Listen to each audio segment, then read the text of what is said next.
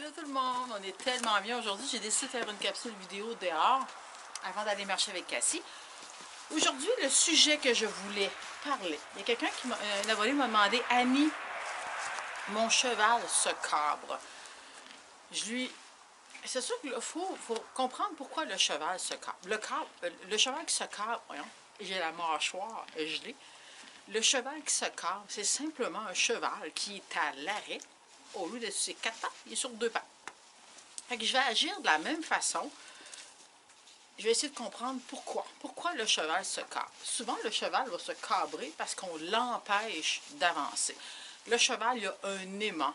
Soit qu'il va aller rejoindre ses amis, soit, mettons, qu'on revient pour aller à l'écurie, puis là, il se dépêche, puis là, on empêche la motion avant. Puis là, le cheval va se fâcher, va se cabrer. Plusieurs personnes vont faire reculer le cheval. Pour ma part, je trouve ça très dangereux. Il y a aussi la raison que le cheval va se cabrer quand que là, on l'empêche, quand on veut le forcer à aller à un endroit. Ici avec Cassie. Par exemple, le cheval ne veut pas entrer dans le trailer, ne veut pas passer dans un trou d'eau. Puis là, bien, on le pousse à aller en motion avant. Il va se cabrer en disant, non, regarde, je ne veux pas. Je fais souvent l'analogie que, mettons, vous êtes en avant d'un ravin, faire du bungee, puis il y a quelqu'un qui est en arrière dans votre dos, puis là, qui vous pousse. On en dit, regarde, vas-y, vas-y, vas-y. Nous, on sait, on a peur. On sait qu'on n'est pas en danger de mort, mais le cheval, quand il a peur, c'est dans ses gènes, c'est une proie. Pour lui, quand il a peur, oui, il est en danger de mort. Même si c'est un sac de plastique, même si c'est pour X raison, aussitôt qu'il ressent la peur,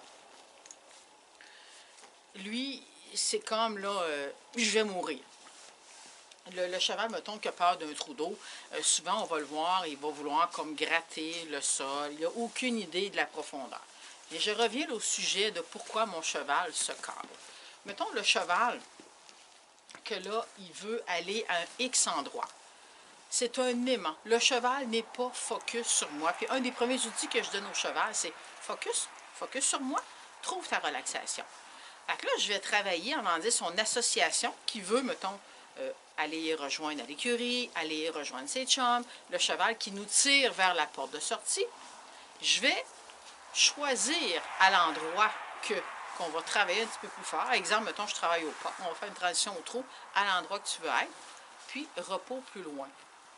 Je n'empêche pas le cheval de me tirer à un tel endroit. Tu veux aller là, regarde, on va y aller, mais ton idée va devenir la mienne. On va dire à l'endroit où tu veux être, on va faire des choses que tu es sans mettre aucune émotion. Ce n'est pas de la fatigue. Fait que le cheval, premièrement, qui va se cabrer, c'est ça. C'est une des premières raisons, c'est que là, il veut aller à un endroit, puis nous, on l'empêche. Non, tu restes ici. Non, tu restes avec moi. Là, le cheval va se cabrer. L'autre raison, mettons, quand on veut faire passer le cheval dans un endroit, puis que là, il se cabre parce que là, on met trop de motion avant, bien là, je vais agir différemment. Je vais faire approche, retrait. Puis c'est là que rentre en ligne de compte tout le travail au sol qu'on fait, le travail de confiance, que le cheval, je veux qu'il apprenne à se faire confiance, mais aussi en mon jugement. On dit, si je te demande de passer là, c'est parce que tu es prêt, fais-moi confiance. Puis, c'est ça, je dis toujours, à toutes les fois que vous mettez votre cheval dans une situation qu'il n'a pas les outils pour réussir, de un, il va perdre confiance en lui, mais le plus aussi, il va perdre confiance en notre jugement. C'est pour ça, moi, que j'essaie de donner le plus d'outils au cheval, plein d'outils en lui que je vais me servir là, au besoin. Fait que le cheval qui se cabre, ce n'est pas plus grave qu'un cheval qui est à l'arrêt sur ses quatre pattes. La seule différence, c'est que là, il est tellement hors de sa zone de confort, dans la zone rouge que j'appelle, que là, il se met sur deux pattes. Puis oui, attends ici. Oui, il faut prendre ça au sérieux, là. C'est sûr que le cheval, mettons qu'on l'empêche, puis il est en arrière, puis c'est sur quatre pattes. De un, je vais lui demander une distance, quelque chose qu'il sait déjà.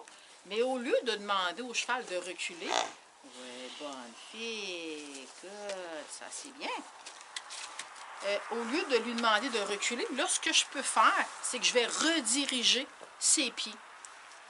Un des premiers outils que je donne au cheval, on va dire, prends le cercle. que là, veut pas, le cheval ne peut pas se tasser en étant sur deux pattes. Fait qu'il n'aura pas le choix vraiment de rediriger ses pieds, de se mettre sur quatre pattes. Je lui demande une distance, puis après ça, on peut commencer là, à discuter, à négocier. Mais l'important à comprendre, c'est si le cheval en est rendu à ce point-là, c'est qu'il y a des lacunes dans la base, dans la fondation. J'espère que ça répond à vos questions. Si vous avez aimé ma vidéo, juste à cliquer j'aime. J'ai une chaîne YouTube, vous pouvez vous abonner. Si ça vous intéresse aussi, j'ai une formation en ligne, mon site web, Annie et ses chevaux. J'ai mis le lien là en bas. J'ai au-dessus de 1000 vidéos, étape par étape. Chaque cheval a son album au sol, en selle, en randonnée. Plein de capsules vraiment là, explicatives, informatives, pour que ce soit là, dans la sécurité, puis dans le plaisir. Bye! Bonne journée!